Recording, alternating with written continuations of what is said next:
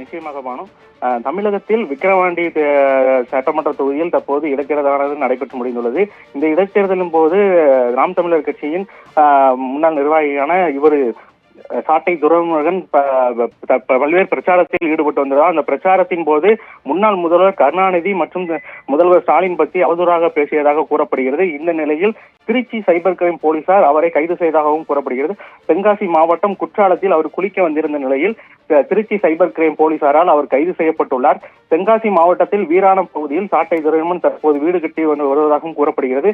அதனை பார்க்க வந்துவிட்டு குற்றாலம் பகுதியில் உள்ள தனியார் தங்கும் விடுதியில் தங்கியிருந்து குற்றாலத்தில் குளித்துக் கொண்டிருந்த நிலையில் திருச்சி சைபர் கிரைம் போலீசாரால் அவர் தற்போது கைது செய்யப்பட்டுள்ளார்.